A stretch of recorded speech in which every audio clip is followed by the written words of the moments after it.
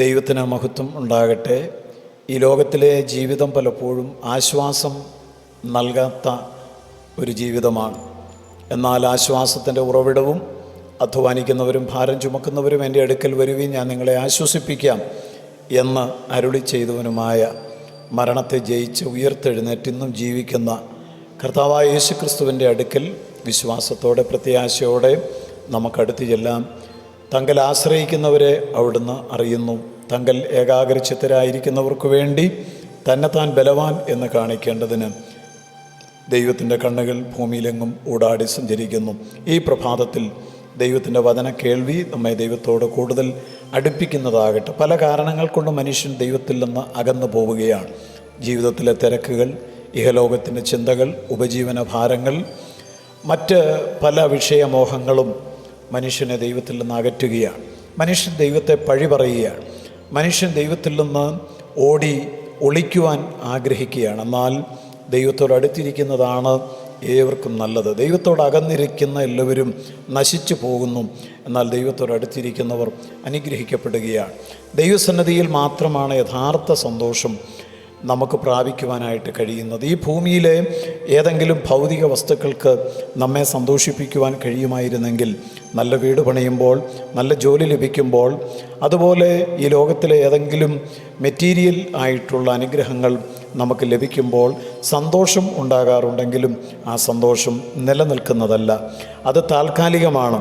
പിന്നെയും മനുഷ്യൻ്റെ ഉള്ളിൽ മോഹങ്ങൾ ഉളവായിക്കൊണ്ടേയിരിക്കും. എന്നാൽ ദൈവത്തിൻ്റെ സന്നിധിയിൽ നിന്ന് ലഭിക്കുന്ന സന്തോഷം അത് പറഞ്ഞ് അറിയിക്കുവാൻ പറ്റാത്തതാണ്. അതൊരു മാർക്കറ്റിൽ നിന്നും ആർക്കും വാങ്ങിക്കുവാൻ കഴിയാത്തതാണ്. അത് ദൈവത്തിൻ്റെ പാദപീഠത്തിൽ മാത്രം ലഭിക്കുന്നതാണ്. ലംഘനം മറച്ചും പാപം ക്ഷമിച്ചും ആർക്കൊക്കെ കിട്ടിയിട്ടുണ്ടോ അവരൊക്കെ അനുഗ്രഹീതരാണ്. അതുകൊണ്ട് ജീവിതത്തിൽ വളരെ പ്രധാനപ്പെട്ട ഒരു കാര്യമാണ് ജഡത്തിലെയും ആത്മാവിലെയും കന്മഷങ്ങളെ നീക്കിക്കളഞ്ഞുകൊണ്ട് നാം വിശുദ്ധിയിൽ ജീവിക്കുവാൻ നമ്മെ തന്നെ സമർപ്പിക്കുക എന്നുള്ളത്. അപ്പോസ്തലനായ പൗലോസ് കൊരിന്ത്യർക്ക് എഴുതിയ 1-ാം ലേഖനം 7-ാം അധ്യായം 1-ാമത്തെ വചനത്തിൽ പറഞ്ഞിരിക്കുന്നത്, പ്രിയമുള്ളവരെ, ഈ വാഗ്ദത്തങ്ങൾ നമുക്കുള്ളത് കൊണ്ട് ജഡത്തിലെയും ആത്മാവിലെയും കന്മഷങ്ങളെ നീക്കിക്കളഞ്ഞ് വിശുദ്ധിയിൽ തികഞ്ഞവരായിട്ട് ദൈവഭയത്തിൽ നമ്മെ തന്നെ നാം സമർപ്പിച്ചു കൊടുക്കുക എന്നാണ് പറഞ്ഞിരിക്കുന്നത്. തീർച്ചയായും ജഡത്തിലും ആത്മാവിലും ഉള്ള കന്മഷങ്ങൾ നീങ്ങിപ്പോകേണ്ടത് ആവശ്യമാണ്.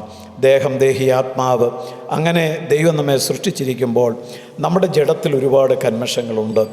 ആത്മാവിൽ കപടം സംഭവിക്കുവാനുള്ള സാധ്യതകളുണ്ട്. അതുകൊണ്ട് പാപം ഏറ്റുപറയുക എന്നുള്ളത് അനുഗ്രഹത്തിൻ്റെ ആദ്യത്തെ പടിയാണ്. പാപം ഉള്ളിൽ വെച്ചുകൊണ്ടിരുന്നാൽ നീതിമാനായ ദൈവം പാപിയുടെ പ്രാർത്ഥന കേൾക്കുന്നില്ല എന്നാണ് ദൈവത്തിൻ്റെ വചനത്തിൽ പറഞ്ഞിരിക്കുന്നത്. ജ്ഞാനികളിൽ ജ്ഞാനിയായ ശലോമോൻ പറഞ്ഞത് നാം ശ്രദ്ധിക്കണം. സദൃശവാക്യം 28-ാം അധ്യായം 13-ാമത്തെ വാക്യത്തിൽ, ലംഘനങ്ങളെ മൂടിവെക്കുന്നവന് ശുഭം വരികയില്ല, ഏറ്റുപറഞ്ഞ് ഉപേക്ഷിക്കുന്നവന് കരുണ ലഭിക്കും. ആരോടാണ് പാപങ്ങൾ ഏറ്റുപറയേണ്ടത്? മനുഷ്യരിൽ നിന്നെടുത്ത പുരോഹിതന്മാരോട് പാപങ്ങൾ ഏറ്റുപറഞ്ഞാൽ ആ പാപങ്ങൾ അവർക്ക് ക്ഷമിച്ചു തരുവാൻ കഴിയുമോ? പാപം ക്ഷമിക്കുവാൻ ആർക്കാണ് അധികാരം? യേശു തന്നെ പറഞ്ഞിട്ടുണ്ട്, മനുഷ്യപുത്രന് ഭൂമിയിൽ പാപങ്ങളെ മോചിപ്പാൻ അധികാരം ഉണ്ട്. പാപമോചനത്തിനുള്ള അധികാരം ലോകത്തിൽ ഒരാൾക്ക് മാത്രമേ ഉള്ളൂ. അത് സ്വർഗത്തിലും ഭൂമിക്കും നാഥനായ കർത്താവായ യേശുക്രിസ്തുവിൻ്റെ നാമത്തിന് മാത്രമാണ്. യേശുക്രിസ്തുവിനിൽ കൂടി ലഭിക്കുന്ന പാപമോചനം, അതാണ് ആദ്യ നൂറ്റാണ്ട് മുതൽ പ്രസംഗിക്കപ്പെട്ടുകൊണ്ടിരിക്കുന്നത്. ഈ ലോകത്തിൽ പാപമോചനം പ്രാപിച്ച ഒരു ജീവിതം നയിക്കുന്നവർക്ക് മാത്രമേ മരണത്തിനപ്പുറം നിത്യതയിൽ ദൈവത്തോടുകൂടെ നിത്യകാലം ചെലവഴിക്കുവാനായിട്ട് സാധിക്കുകയുള്ളൂ. പാപത്തെ വിട്ടുതിരിയുക, അതാണ് ദൈവവചനം നമുക്ക് നൽകുന്ന സന്ദേശം. പാപം ചെയ്യുമ്പോൾ നാം ആ പാപം ഏറ്റുപറയാതിരിക്കുവാൻ വേണ്ടി പലപ്പോഴും ശത്രു പല നിലകളിലാണ് പ്രവർത്തിക്കുന്നത്. നാം ഒരു പാപം ചെയ്താൽ പലപ്പോഴും ആ പാപത്തിൻ്റെ കുറ്റം സ്വയം ഏറ്റെടുക്കുന്നതിന് പകരം ആ പാപത്തിൻ്റെ കുറ്റം മറ്റുള്ളവരുടെ മേൽ നാം കെട്ടിയേൽപ്പിക്കാറുണ്ട്. ഹൗവ പാപം ചെയ്തു. ആ പാപം അവൾക്ക് ബോധ്യമായെങ്കിലും ദൈവത്തോട് അവൾ പറഞ്ഞത്, സർപ്പം എനിക്ക്, അല്ലെങ്കിൽ പിശാച് എനിക്ക് പഴം തന്നു, ഞാൻ തിന്നു എന്ന് പറഞ്ഞുകൊണ്ടാണ്. ഇത് നാം പ്രത്യേകം ശ്രദ്ധിക്കണം. മറ്റുള്ളവരുടെ തലയിൽ നമ്മുടെ പാപത്തിൻ്റെ ഭാരം കെട്ടിയേൽപ്പിച്ചിട്ട് നമുക്കൊരിക്കലും രക്ഷപ്പെടുവാൻ സാധിക്കുകയില്ല. പറുദീസയ്ക്ക് പുറത്തു പോവുക എന്നുള്ളതായിരിക്കും ദൈവം നമുക്ക് നൽകുന്ന അത് ശിക്ഷാവിധി എന്ന് പറയുന്നത്. പാപം ചെയ്തിട്ട് അത് മൂടി വയ്ക്കുവാൻ നാം ശ്രമിക്കരുത്. പാപത്തെ മൂടി വെച്ചാൽ ദൈവത്തിൻ്റെ കണ്ണത് കണ്ടുപിടിക്കും. അഗ്നിജ്വാലയ്ക്കത്ത കണ്ണുള്ളവനാണ് നമ്മുടെ കർത്താവ്.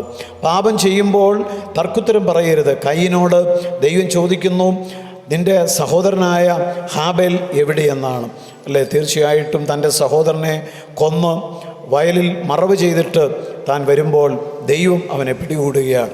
ദൈവം ചോദിക്കുന്നു, നിൻ്റെ സഹോദരനായ ഹാബേൽ എവിടെ?